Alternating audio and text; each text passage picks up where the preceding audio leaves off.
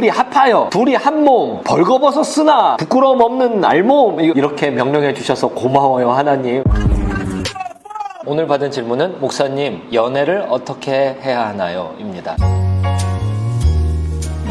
좋은 질문과 나쁜 질문이 있어요. 나쁜 질문부터 예를 들어볼게요. 목사님, 전도를 어떻게 합니까? 마태복음 4장 19절에 보면요, 예수님을 따라가면 사람 낚는 어부가 되잖아요. 어떻게 사람 낚는 어부가 됩니까? 라고 질문을 하는 순간 떠오르는 게, 예수님을 따라갈 때 사람 낚는 어부가 돼. 그러면 예수님을 어떻게 따라갑니까? 라고 질문을 해야 맞구나를 생각을 할 수 있어야죠. 그래서 좋은 질문은 뭐냐면, 전도를 어떻게 합니까? 라기보다는 예수님을 어떻게 따라갑니까? 이게 좋은 질문이에요. 그쪽으로 관심의 방향성과 초점이 있어야 올바른 대답을 구할 수가 있죠. 만약에 질문이 잘못되어 있으면 답도 잘못될 수밖에 없죠. 하나님은 왜 나를 고생시키시는 겁니까? 만약에 누가 그렇게 질문을 했다면, 사람이 미련함으로 자기 길을 굽게 하고 마음으로 여호와를 원망하느니라. 하나님, 나를 왜 이렇게 힘들게 하십니까? 이게 올바른 질문이 아니라, 하나님, 제가 혹시 어떤 미련한 짓을 했나요? 이게 올바른 질문이 되는 거죠. 마찬가지예요. 어떻게 연애를 해야 됩니까? 이 질문은 좋지 않은 질문이에요. 더 좋은 질문을 하자면, 결혼을 어떻게 합니까가 더 좋은 질문이고 옳은 질문이에요. 한번 성경 앱에서 연애라고 검색해 보시겠어요? 그러면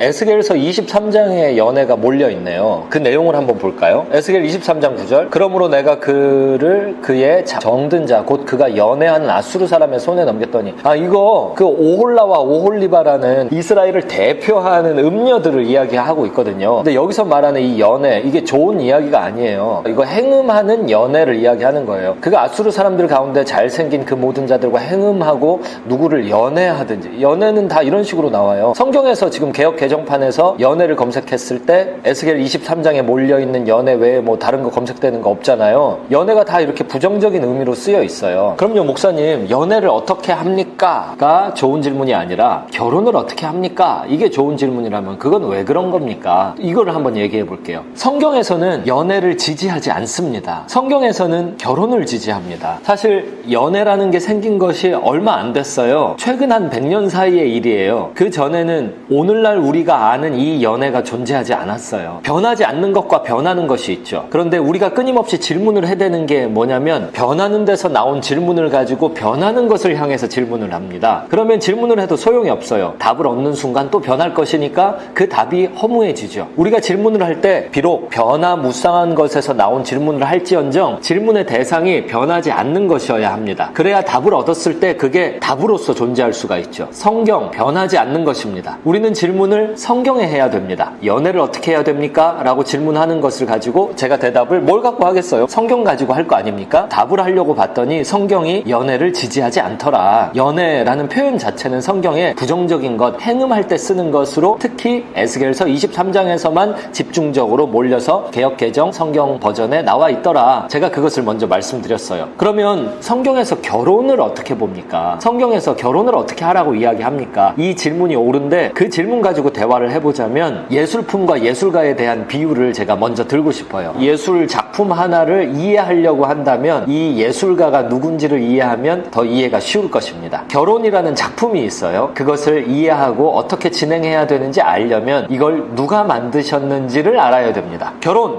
하나님이 만드신 거예요. 하나님께서 성과 결혼을 만드신 겁니다. 그리고 하나님이 누구보다도 더 이 시간 우리의 결혼을 원하십니다. 하나님은 어떤 분인가? 이것을 보면 우리가 결혼을 어떻게 해야 되는가? 이것을 알 수 있게 되는 거예요. 생각해 볼 수 있게 되는 거죠. 올바른 질문을 하고 올바른 답을 얻을 수 있게 되는 거예요. 제가 어떤 남자를 만나야 됩니까? 또 어떤 남자가 되어야 됩니까? 가지고 창세기 2장 말씀으로 설명을 했었잖아요. 그 이해를 돕기 위해서 같은 말씀을 가지고 결혼을 만드신 하나님은 어떤 분인가? 이것을 요약해서 5가지로 보여드릴게요. 그러면 이제 우리가 무슨 생각을 할 수 있냐면, 하나님은 이런 결혼을 만드신 하나님 이런 분이니까 내가 결혼을 이렇게 행해야겠다. 여기까지 생각이 가실 수 있으실 겁니다. 첫 번째, 창세기 2장 18절, 여호와 하나님이 이르시되 사람이 혼자 사는 것이 좋지 아니하니 내가 그를 위하여 돕는 배필을 지으리라. 여기서 알 수 있는 하나님의 속성은요, 하나님은 결핍을 만드신 하나님입니다. 이걸 알 수 있어요. 하나님이 결혼을 만드셨어요. 결혼을 만드실 때 결핍부터 만들고 시작하셨죠. 특히 남자에게 결핍을 만드셨어요. 그러면 우리가 결혼을 어떻게 해야 됩니까? 에서 알 수 있는 게 뻔하지 않습니까?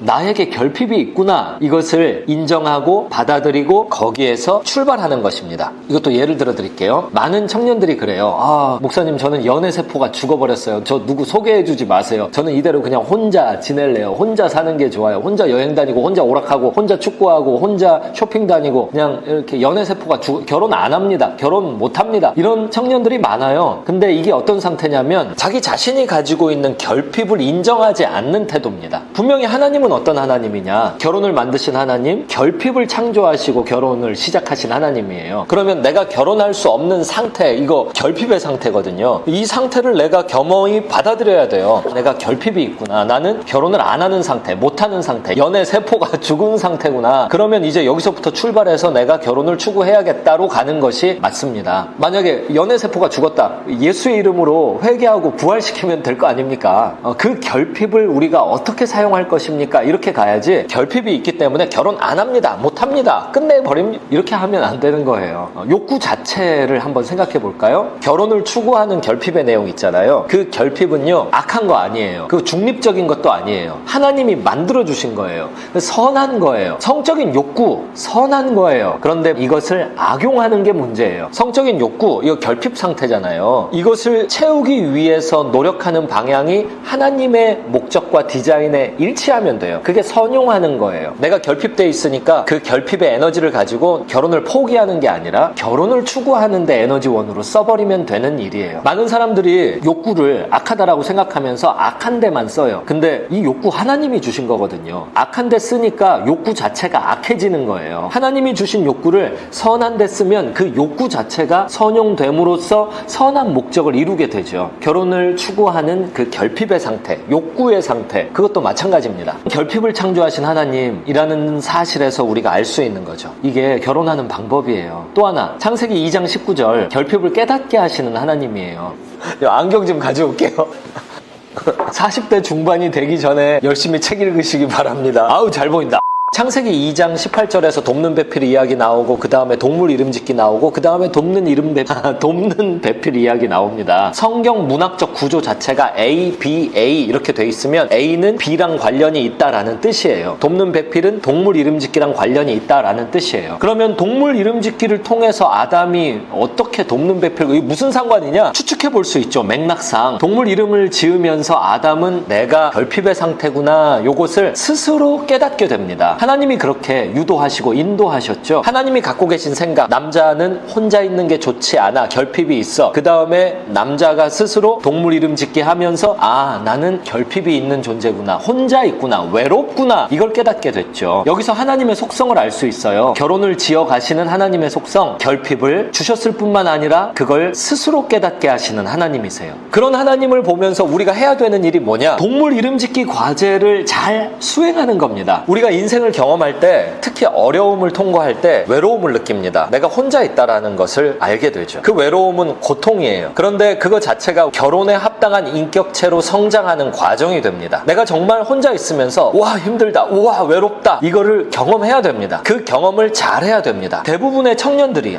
청년들이 뭐예요? 요즘에는 중고등학생들, 유치원생, 초딩들도 연애를 하려고 그래요. 그런데 혼자 있는 시간 있잖아요. 그 싱글의 시간, 그것이 얼마나 소중한지를 잘 몰라요. 대부분 영화나 드라마 매체들에서 계속 너가 연애를 하지 않으면 너는 찐따야, 너는 바보야, 계속 그런 얘기만 하고 있어요. 거기에 속으시면 안 돼요. 내가 혼자 있는 시간에 외로운 태스크들을 이걸 실행을 해야 됩니다. 그래서 깨달아야 돼요. 내가 준비가 돼야 돼요. 정말 혼자 있는 것이 좋지 않다라는 사실을 내가 깊이 묵상하고 깨달으면서 둘이 한 몸이 되는 준비를, 인격의 준비를 이걸 갖춰 나가야 됩니다. 그게 결혼하는 과정이에요. 싱글로 지내는 이유가 있으니까 외로움도 선용하시기 바랍니다. 세 번째, 창세기 2장 21절로 22절 보면요, 배우자를 인도하시는 하나님이심을 알 수 있습니다. 결혼을 만드신 하나님이 어떤 분이신지를 보세요. 배우자를 인도하시잖아요. 하나님께서 아담을 깊이 잠들게 하신 다음에 갈빗대를 뽑아가지고 여자를 만드시고 이끌어 오시잖아요. 딴딴따단 딴딴따단, 신부 입장, 신부 아버지가 신부 손 딱 팔짱 끼고 이렇게 데리고 오죠. 근데 그게 여기서 나온 거예요. 창세기 2장 21절 22절, 하나님께서 하와를 지으셔서 아담에게로 이끌어 오시죠. 하나님은 어떤 분이냐? 배우자를 인도하시는 하나님이십니다. 그렇다면 그 하나님을 아는 우리는 어떻게 해야 되느냐? 가만히 있어야죠. 기다려야죠. 대부분의 사람들이 잘 못 기다립니다. 아담의 경우는요, 잠들어 있어야 되잖아요. 잠자면서 할 수 있는 일이 뭐가 있습니까? 제가 이렇게 정리해 볼게요. 꿈꾸기, 그리고 가만히 있기. 제가 아담을 대표로 예를 드는 거예요. 자매님들도 마찬가지예요. 두 가지를 얘기해 보자고요. 꿈을 꾼다. 이건 뭘 의미하냐면요, 결혼의 이상적인 모습을 꿈을 꿔야지 내가 경험해왔던 결혼으로부터 어떤 대안적인 요소들을 추구하면 안 됩니다. 어떤 자매가 술 안 먹는 남친을 원해요. 그래서 술 안 먹는 남친을 만나갖고 결혼을 했더니 술만 빼고 나머지를 다 했어요. 뭐가 문제인가? 그러면서 봤더니만 결혼을 꿈꾸지 않은 거예요. 그냥 자기 주변에 결혼 관계를 보니까 남편이 술 먹고 아내를 힘들게 하는 걸 본 거예요. 경험이 있는 거예요. 그래서 그 경험으로부터 나온 대안이 뭐냐? 술 안 먹는 남편. 이거는 꿈꾸는 게 아니죠. 꿈꾸는 건 뭐냐? 그냥 내 경험을 내려놓고 성경으로 돌아가는 거예요. 그래서 성경에서 결혼을 뭐라고 이야기하는지 보고 그걸 그대로 추구하는 겁니다. 나하고 안 맞더라도 그걸 꿈꾸는 거예요. 꿈꾸고 그걸 추구하는 거예요. 그리고 가만히 있기를 제가 세 가지로 말씀드릴게요. 가만히 있기. 내 짝이 멀리 있는 특별한 사람이라고 생각하지 않는 겁니다. 하나님이 결혼을 지으시고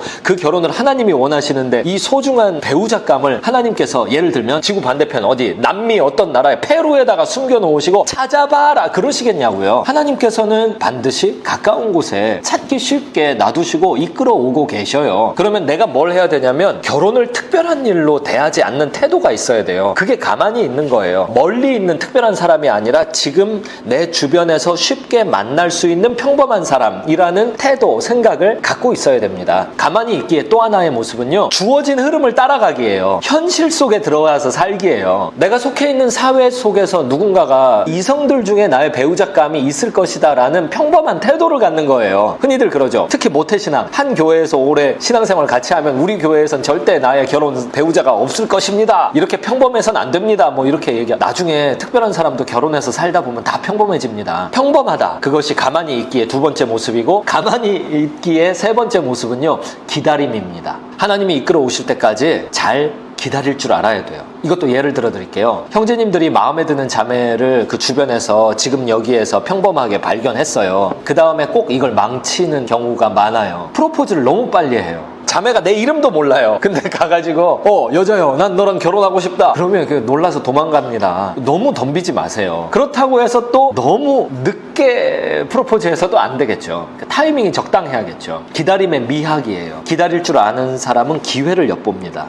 기다릴 줄 아는 사람은 전체의 흐름을 파악합니다. 기다릴 줄 모르고 조급한 사람만 이 퍼스펙티브가 되게 좁아요. 이게 딱 요것만 봐요. 느긋하게 기다릴 줄 알아야 되죠. 결혼을 만드신 하나님은 어떤 하나님이시냐? 네 번째, 창세기 2장 23절 보니까 배우자를 알아보시게 하죠. 그런 생각 해봤어요? 하나님이 하와를 이끌어 왔는데 아담이 이렇게 잘 잤다 하고 일어나가지고 하와를 딱 쳐다보고 누구세요? 그거 한번 상상해봤어요? 못 알아보면 어쩔 뻔했어요. 못 알아보고 너는 어떤 짐승이냐? 내가 네 이름은 뭐라고 지어야겠냐? 이렇게 나갔으면 어쩔 뻔했어요. 하나님께서는 배우자를 알아보게 하십니다. 이게 사실 기도 제목이기도 해야 돼요. 하나님, 제가요 결핍을 깨닫고요, 결핍을 깨닫게 하시는 하나님을 기다리고 배우자를 인도하시는 하나님, 제가 꿈꾸고 가만히 있고 이렇게 하면서 진행할 때 배우자를 인도해 오시면요, 그때 제게 알아보는 눈을 주소서. 이런 기도 꼭 하셔야 됩니다. 배우자를 알아보는 눈, 이거 한마디로 순수한 눈이 있어야 돼요. 순수한 눈은 회개할 때 있습니다. 괜히 결혼관계 바깥에서 추구했던 모든 성적인 욕구들 내려놓고 결혼관계에 대해서 하나님이 결혼을 왜 만드시고 나한테 뭘 원하시는가 다 제껴놓고 혼자 불신으로 추구했던 모든 연애와 결혼 다 회개로 내려놓고 순수한 눈을 가져야 됩니다. 회개로 새로워져야 돼요. 앞에 이야기했던 첫 번째, 두 번째, 세 번째 이 하나님의 속성들, 그걸 받아들이고 여기에 맞지 않는 모습 회개하셔야 됩니다. 순수한 눈이 있어야 알아봅니다. 순수하지 않고 오염된 눈을 가지면 배우자가 천생연분이 옆에 있어도 누구? 이렇게 합니다. 고린도후서 5장 17절, 그런즉 누구든지 그리스도 안에 있으면 새로운 피조물이라, 이전 것은 지나갔으니 보라 새 것이 되었도다. 우리 그렇게 회개할 줄 아는 백성들 돼야 됩니다. 끝으로 다섯 번째, 결혼을 명령하시는 하나님입니다. 창세기 2장 23절로 25절 보면요, 여기에 얼마나 낯뜨거운 명령들이 많이 나오는지 몰라요. 하나님의 명령, 남자가 부모를 둘 떠나 그의 아내와 합하여 둘이 한 몸을 이룰지로다. 이거 중매결혼 아닙니까? 중매결혼 하시기 바랍니다. 25절 아담과 그의 아내 두 사람이 벌거벗었으나 부끄러워하지 아니하니라. 하나님의 결혼 명령이 있잖아요. 결혼을 명령하시는 하나님이에요. 24절 25절 너무 뜨거운 명령이에요. 둘이 합하여 둘이 한 몸 벌거벗었으나 부끄러움 없는 알몸, 이렇게 명령해 주셔서 고마워요 하나님, 감사해요. 명령하시는 하나님. 그렇다면 우리는 아멘 하면서 이걸 명령에 순종하시면 됩니다. 하와를 발견하시거든 형제님들 마음껏 사랑의 노래를 불러주세요. 그리고 여자라는 정체성을 부여해주는 남자가 되세요. 나랑 함께 있을 때 특별한, 나는 여자구나,